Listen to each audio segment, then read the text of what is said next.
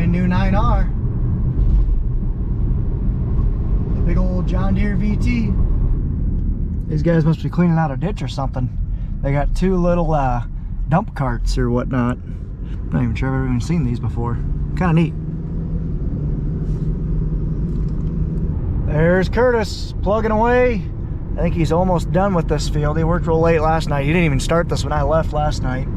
So he worked pretty late trying to get that, trying to push hard with Anhydrous. And here's the cat. It's getting worked on right now because it's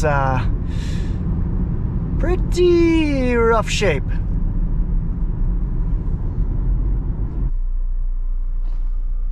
Play with our cats.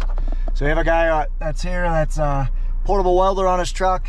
We got to do some significant patching to the frame on that chisel. So that's what that guy's doing, and that's why the field is not chiseled, because it's that chisel is in rough shape right now.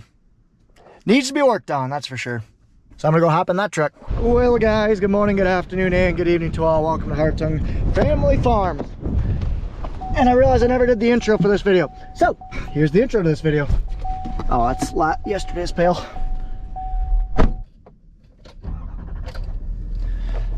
Today we are running Anhydrous. We got some storms coming in the next hour or two. So Curtis has been pushing hard for the last little bit. Nathan is up in Bellevue chiseling, kind of where I took the chisel up there in this video. We're getting the cat, or the chisel behind the cat, we're getting that worked on. I'm gonna come up here and run tanks and start working on the sprayer and get that thing ready to go.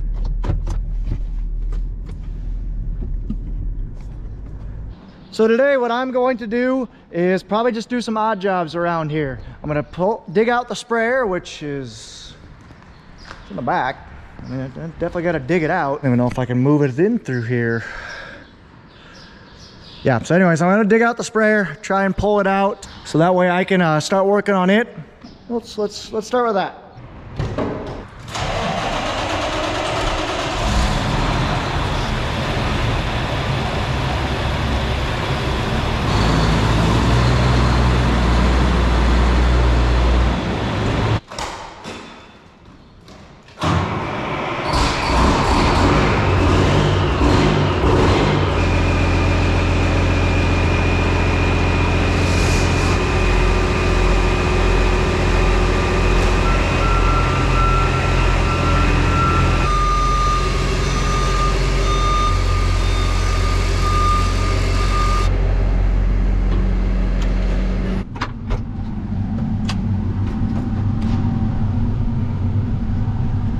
Thing needs a bath.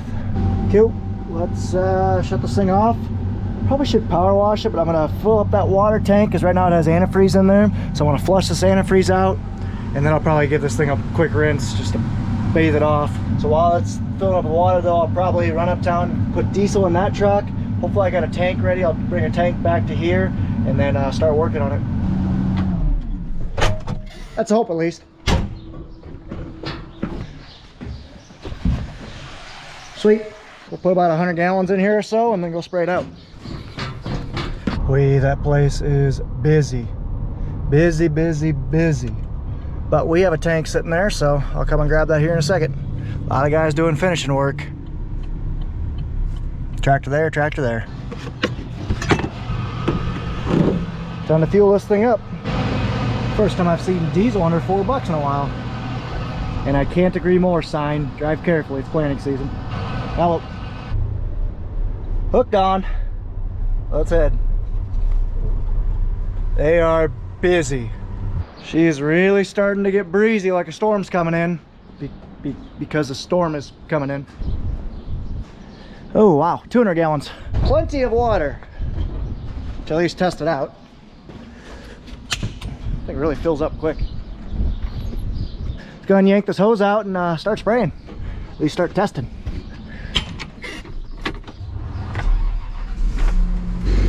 Whew, yeah. That's a good amount of water. There's a Fendt tractor way up there putting on Anhydrous.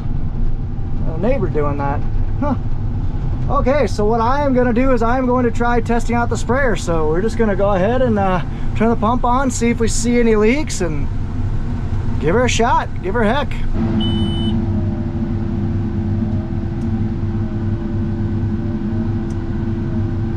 Well, we were spraying. You kind of see the wind affecting my radar on occasion. Sometimes the wind will actually blow and affect my radar, so it actually kicks the speed out. What I'm doing is here, I'm doing a self-test. So I'm basically saying, okay, I'm going fake like I'm going 7 miles an hour, and try spraying. And that's what it's doing. But sometimes when it's windy out, the wind will actually kick dirt up and the radar will pick it up. So once this thing detects a speed, it kicks it out of its test. Like, watch. So let's go out and take a look and see how our system's doing. See if we see any leaks, cracks, or anything like that. And right now I'm seeing nothing.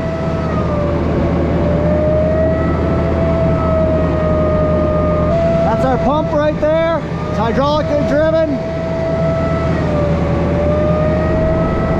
I don't see any water spraying, so that's good. So let's get out and take a look. See how everything's spraying. So I haven't touched it from last year, and what I'm looking for is pulsing. I want good pulsing. That's good. I want good pattern. See how you can barely see through it. There's no big droplets. That's what I want. It's looking good so far. That's what I don't want. I got a seal leaking right here. So I'll get that fixed. That guy's cracked right there, so that's the plastic housing that goes around the spray tube, so I'll have to fix that. So basically I got issues right underneath both frames.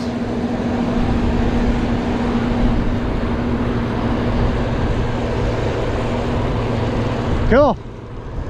Other than those two issues, it looks good. So I'm facing this way because you can kind of see how much of this is drift. Yeah. I wouldn't be spraying right now with this wind. But here's the benefits of this system. So watch, I'm gonna go turn the pressure down to 25 to 30 psi. This is 50 psi. It's a lot of pressure. When you have a higher pressure, smaller water droplets. Smaller water droplets. But when you got lower pressure, it's bigger water droplets. It doesn't drift as much. Trade-off is you don't have as much coverage. But let's go ahead and turn down that pressure. Well, that's kind of hard for you guys to tell, but I can tell not near as much drift coming off of these nozzles. Like if you look right at this one, yeah, there's a little bit of drift, but not near as bad. Again, we wouldn't spray in this weather, but that's the benefits of having a PWM, or pulse width modulation system. And I'm out of water. I think we're good to go. So I'm out of water. That's all right. I did what I wanted to do. I wanted to look over the sprayer. Wanted to make sure that everything was working, and stuff that wasn't working, I wanted to identify it so I could fix it. So now it's time to go in and eat. Grandma just called for dinner. All right, so sprayers put away. If you guys, once I can look to the other side of this shed, there's like a storm moving. I actually think it's starting to rain. Yeah, right there. The thing wasn't supposed to come till 5 o'clock. No good. So I'm gonna put this window back, or shut this window, and then go get a tank out of a field before it gets too muddy. It's starting to wane. I don't love this. I mean, not complaining too much because we're pretty dry. We could use a little shot, but still, we're getting stuff done. Wait till like tonight. There's Curtis over in this field, doing some bean stubble. And there's the guy welding on the chisel. Yeah, we're getting rain. Not a whole heck of a lot, but it's enough that it's getting the windshield wet, but it's not even getting the pavement wet, so I doubt we'll be able to quit. And it looks like the rain's almost done. So I hope I'm not eating my words in 10 minutes. Just hauling another tank, and I'm late for Grandma's dinner. GoPro kind of died, but Grandma was ready for me a half hour ago. Sorry, Grandma. But the sprayer's good. I just put it away so it didn't get a whole lot of wet. So now I'll go up and eat. Hi, kitty kitties. Are you waiting for your foods? Are you waiting for your foods, kitty kitties? Hi, Grandma. Hello. Sorry about that. A little rain to the south and starting to cool off a little bit. There's supposed to be a cold front that comes through and really drops our temperatures. We've been very fortunate this last, I don't know, week to have summer-like temperatures without the summer humidity. It's been amazing. But come tomorrow night, we're gonna be down in the lower 30s with snow. So that's gonna be cool. But it is what it is. It's still April, it's still early. So I'm gonna go run this tank up to Curtis, probably run the other tank up to Curtis, to his next fields, and then I'm gonna head down and actually get a sprayer jack stand so we can put the fat tires on the sprayer here soon. Still kicking up dust. We didn't get a whole lot of rain. I know Curtis is still out running. Oh, there's 4 things you need when you're hauling Anhydrous tanks: a pin, a clip, and 2 chains. That is legally required to haul these things around because they're so dangerous. You need to have redundancies in place. So this is the next field Curtis is going. This is the field I chiseled in this video. Actually 2 videos. So Curtis is going to be chiseling or putting on gas here next. I'm going to stage 1 tank here, and then another tank in that field right there. There goes Curtis. He's moving fields right now.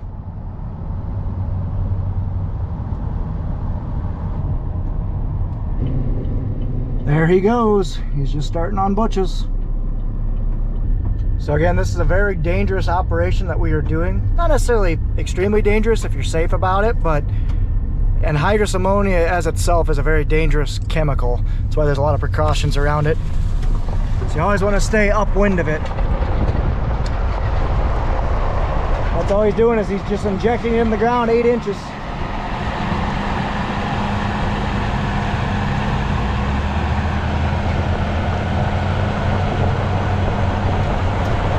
Pretty neat. Just dropped my tank off, and here Curtis is. See how that white smoke? That's why we call it. That's why I call it laying smoke, whatever you want to call it. But basically, anhydrous ammonia as itself under pressure is a liquid, but as soon as it is exposed to oxygen, it turns gaseous, and that's what that white stuff is. You see, kind of just going everywhere once it raises out of the ground. So it's liquid in that tank, but it turns to a gas as soon as it hits the atmosphere. So the Smoke Show 2023 is still rolling on here in eastern Iowa. I should say eastern Jackson County there. For those of you guys who don't know, Smoke Show or gas, whatever you want to call it, is anhydrous ammonia. That white stuff you just saw. Anhydrous ammonia is a liquid in those tanks, but as soon as it hits atmosphere, it turns into a gas like immediately. It's extremely dangerous. That's why I'm standing upwind. The wind's actually blowing this way. It's the only way I can safely do that, because anhydrous ammonia will take the oxygen, or take the water right out of your oxygen. I forget exactly what it is, but it'll suffocate you immediately to make your throat burn. It's nothing to mess around with, but we use it because it is a very effective fertilizer. It doesn't leach near as bad as some other options that are out there, and it's the cheapest that we found. Man, that storm really blew up over there to the east. Reese, better there than us for now. I want you to come back around like 7-8 o'clock. That'd be great. Right there's that big 9RX, so you can't see it anymore, pulling a massive 23 plus shank anhydrous toolbar. That's from River Valley Co-op, a big co-op in my area. And the coolest thing is it's pulling 3,000 gallon tanks. You'll see one up here on the right, but that's double of what we hold in our tanks. It's nuts. See that big bar? Brand new tractor, brand new 9R. Yeah, and this tank, like I said, it fits 2 of what we're pulling in just one of those. But there's issues when you have bigger tanks like that. When you have bigger tanks like that, you got to have a pump on the tank to actually push product to the toolbar as opposed to it just getting pulled on. So it takes more infrastructure. You need a bigger tractor. But for those guys that do a lot of acres, probably it's worth it for them. And I'm going right to there, pick up a sprayer tire changing jack from our seed dealer. He lets us borrow that every year. Here's our seed dealer's place. He's the one that has this massive $500,000 bushel plus bin that was actually destroyed in this video right here in this big storm we had. So I'll swing in and grab that real quick. Sharp looking fire truck with the small town south of the farm. Don't know why it's down here, but neat. And that's the stand right there. Let's head back. Well, Curtis has got an empty one up here. He's still monkeying around with the waterways of this field, and then eventually we'll go over to that field. So he's probably still got another hour and a half back here. There's still a 4-wheeler back here, so we gotta go get that at some point. Yeah, I'm just gonna keep doing some small stuff, moving tanks around, and after this I'll probably go get the sprayer ready to go. Well, we are yet to go one day without a major breakdown so far this year. 6 major breakdowns at least. So today the wheels are quite literally falling off. So I need to get the air tanks filled up. I need to get the whatever it's called. Nope, not this guy. Need to get the bead blaster filled up because Curtis lost the tire.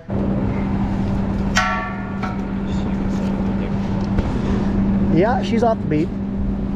Good catch.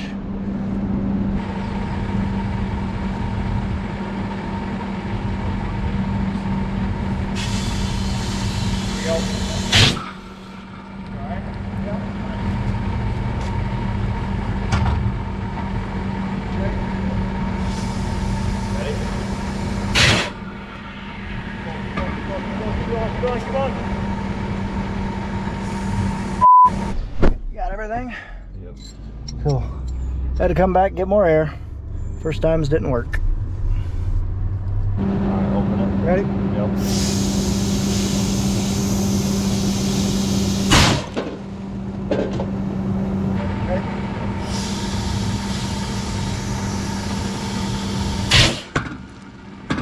Well, we had to move some things around. I'm gonna grease the sprayer as soon as we get Curtis's tire got fixed and going. We're gonna run up to Eberhard, so we're getting the Anhydrous from, and we're gonna get the get a spare tire from him, and we're gonna fill up with that while we're doing that. Juicing, and while Curtis is putting the tire on.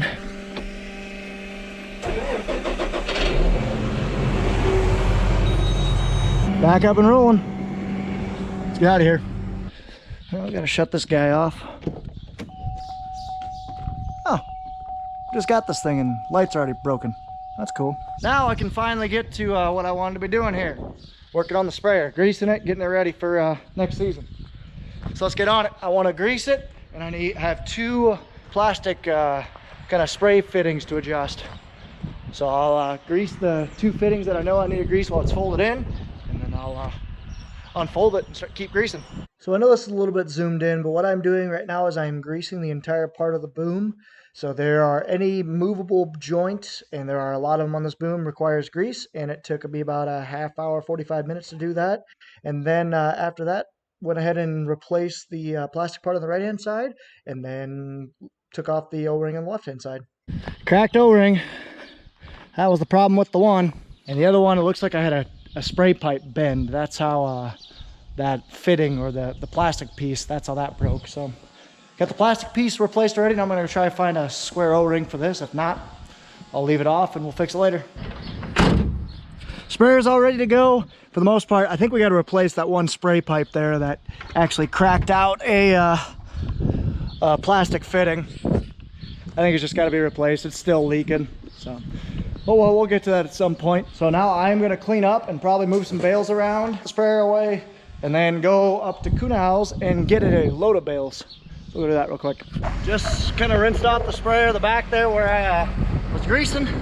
Now we'll put this thing away, fold up, and then we'll move some bales. Sprayer's moved and put away.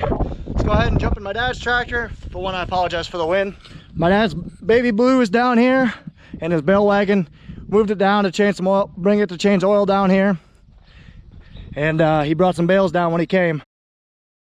Let's hop in this unit.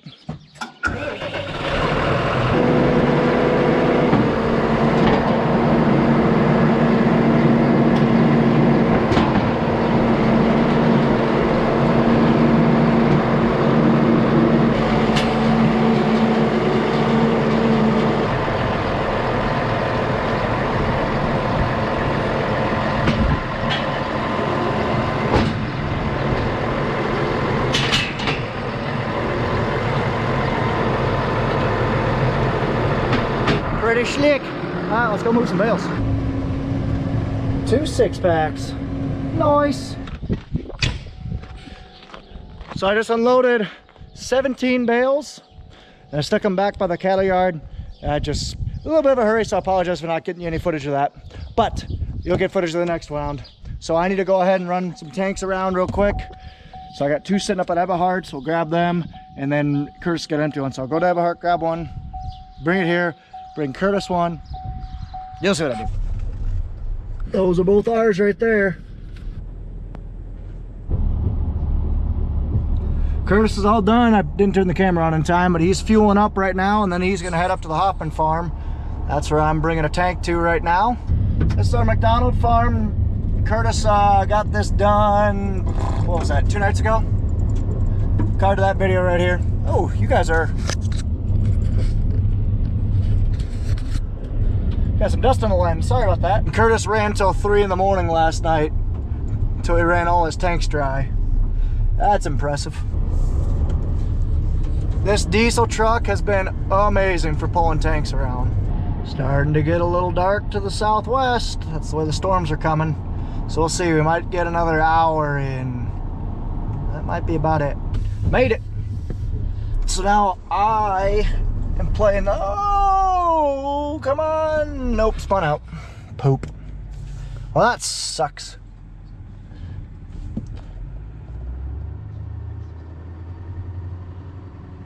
There we go. So now you play the game of where do you put the tank and not get yelled at. So the second highest chance of a job on the farm of getting yelled at is the Anhydrous tank runner. The top job is by hands down the grain cart driver. I gotta avoid the first round and avoid the second round and then place it there. Someplace where he can get at it without unfolding it, someplace it won't roll into the fence. There's a lot of different things you got to consider here. Change of plans. Right as I was about to unhook, Curtis calls me and is like, hey, Dad doesn't want me to go to Hoffman's. It's too far away. He wants me to do Pat's place where it hasn't been fully finished yet. Which, that's all right. He wants to keep it closer. It's his farm, his tractor, but wow, it's bouncy. That's one reason why I hate chisel ground. So anyway, I'm gonna pull this down to Pat's place now. Well, let's take a look at the carnage. Here's the fresh welds. So must have been right. Oh yeah, right there. Magnet just stuck. Pretty impressive welds for being way the heck out here. Yep, right here was a big crack. You can kind of see he triple layered that. So apparently what happened was this wheel fit came off, or this bearing went out. Nathan noticed that. They stopped, went to fix it, all ready to come back down, and all of a sudden they got to looking and they saw this was completely split apart, cracked out here.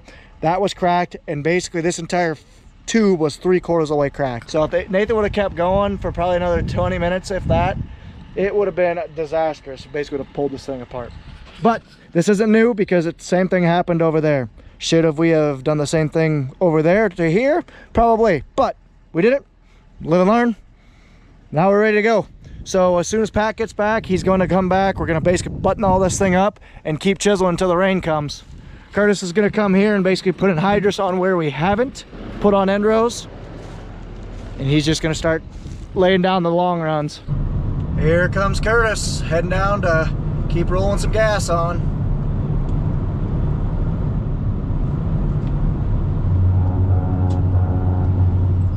Here comes a John Deere 40 series tractor with a little Anhydrous bar.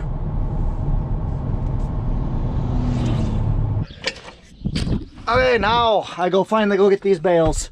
Try to get them here before it gets dark.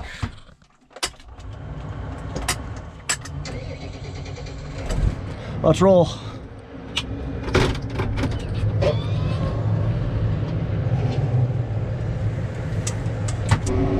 No idea where the dark clouds went that were right that way coming right at us. Must have disappeared or something. Not sure. Got the bale mover on me. Let's go grab those 7 bales or whatever they are. So there's the Hoffman farm that I was just at, that I had to turn that Anhydrous tank around. It's an 80-acre piece. It was a 40 that we farmed for the longest time, but Nathan bought this half. The property line's right at this electrical sign. We bought it. He bought it a year and a half ago, and we farmed it for the first time all together last year. We had a dozer in and got poison ivy and took all the trees out. It was fun. Card to that video right here. So there's the Hoffman farm that I was just at, that I had to turn that Anhydrous tank around. It's an 80-acre piece. It was a 40 that we farmed for the longest time, but Nathan bought this half. The property line's right at this electrical sign. We bought it. He bought it a year and a half ago, and we farmed it for the first time all together last year. We had a dozer in and got poison ivy and took all the trees out. It was fun. Card to that video right here. Yeah, that poison ivy really hurt me for that. That lasted me all summer. That was not fun. But with that new saw that we got, hopefully we won't have to get any more poison ivy, because our family is susceptible to it real bad. Should be coming up here next week with the Anhydrous rig. There's a John Deere tractor and a vertical tillage tool just rolling right through, chomping up stalks. So I just set the bale mover there. There are 5 bales sitting right in there. I got stuck right in that little area. But the side-by-side, that was fun. So now I'm gonna go down here and get this bale that's kind of sitting over the next hillside. And it's just sitting right in the middle of the hayfield that I forgot to pick up. Whoopsie.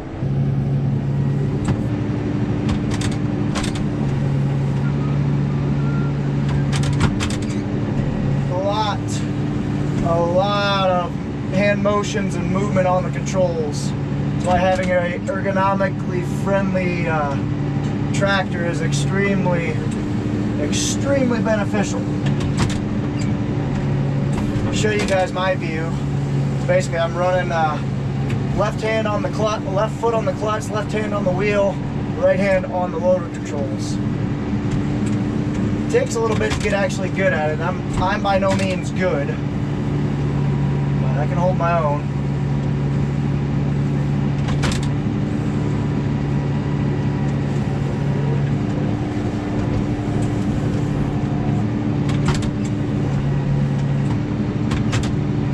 I think that first one's just a little bit too far away, so I'm going to push that in real quick. Yeah, it was a little far out. Other than that, I think we're good.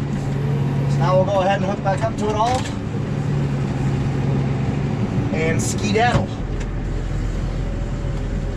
And there we are. Let's head home. Getting mighty dark to the south. You know, darker than what it is getting out because it's light out and it's 8 o'clock and yeah. You know what I mean? Stop yelling at me.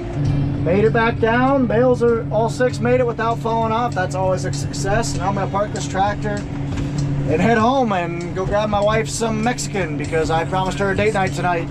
And I'm 2 hours late. Sorry, honey. Love you. These guys are going like a bat out of heck. Nathan and Pat got the Challenger going again after 6 hours of welding. Curtis is still rolling in Anhydrous. Nathan's trying to finish up this field before it gets rained out, and Pat's taking that wagon back, and I'm gonna roll. Well guys, I am gonna call it a night, so thank you so much for watching. Always greatly appreciate it. Take care, take it easy, stay safe. Stay tuned to the next one. Ta-ta for now.